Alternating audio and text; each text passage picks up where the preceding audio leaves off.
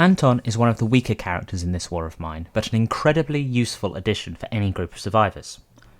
Welcome back to a survivor's guide to this war of mine. Today we will be going over Anton. We will start by going over the mechanics of his character before moving on to his story. Anton has one in-game ability thanks to being a good mathematician, and that is that any food trap that he sets will catch food in a much shorter time frame than those set by other characters.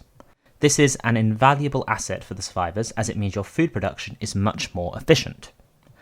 On the other side of things, Anton is not a good scavenger or guard, with rankings at grade E for combat, D for guarding, and only a carrying capacity of 8. He's also quite slow, meaning it can be hard to get around any location that you send him to quickly.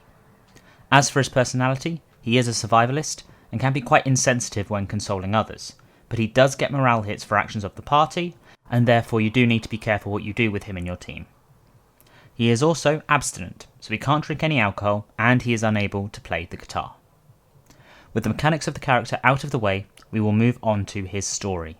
As always, we will do his good story, then his bad story, then look at the different endings that you can get with him. Be warned, spoilers ahead. Anton's good story. Number 1. I'm so glad to be here.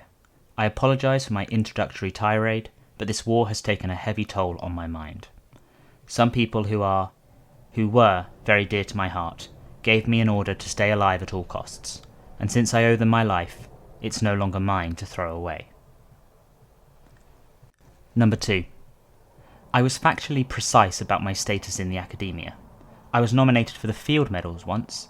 It's like the Nobel Prize in mathematics.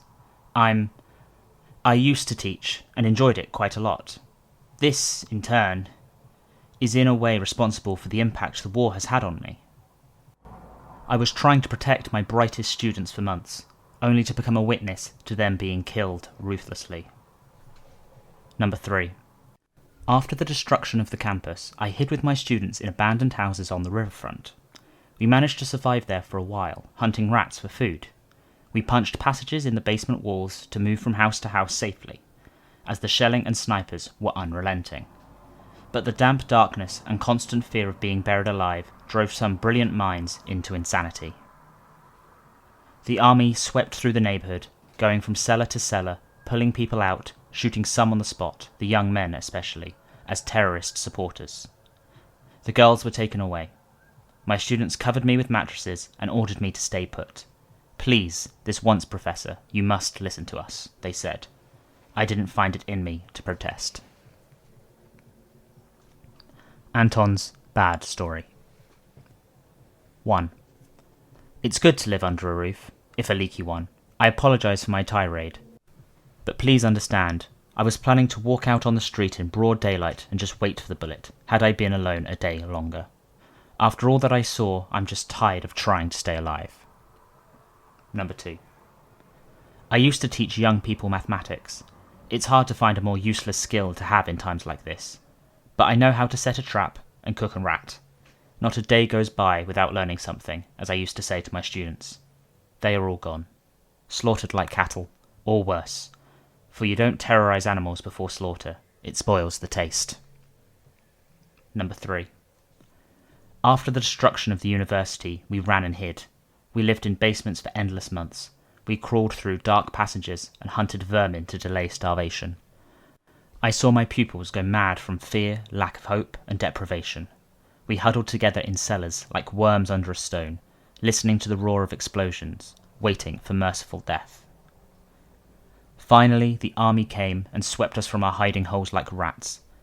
My best student, Nico, who was supposed to be in Oxford this spring, was shot as a terrorist supporter.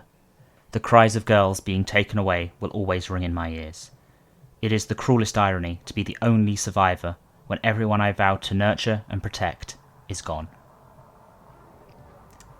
Anton has been through a lot since the start of this war, and depending on your actions in the game, you can get the following endings. If Anton is killed.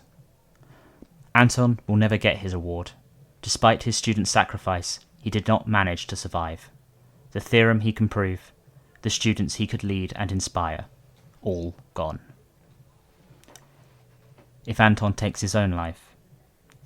Even great minds can break under pressure. Consumed by guilt, Anton chose to take his own life. The sacrifice of his students was in vain. If Anton leaves the shelter? One night, Anton waited patiently for the right moment and slipped out of the door unnoticed. His further fate is unknown. If he is rejected when he comes to see you? It's a pity, but Anton had to seek shelter elsewhere. Who needs a scientist when we can die tomorrow? If Anton gets through the war with bad karma? After the war, Anton put his brilliant mind to the singular task of ensuring his own safety. He left the country in the pursuit of knowledge. He works now as an analyst for a large investment bank. If Anton gets through, but is sad and scarred from the experience? Anton managed to stay alive, but war scarred him for life. He never again found the courage to attach emotionally to anyone and devoted himself entirely to the pursuit of abstract knowledge. And finally, if he gets through the war, happy and as a good person. While war left deep marks on Anton's character, he returned to teaching with newfound determination. And while too old for the Fields Medal, he's still eligible for the equally prestigious Abel Prize. So there we have it, the story of Anton. Thank you so much for watching. If you have enjoyed, please do like and subscribe, and I will see you in the next video. Ta-ra.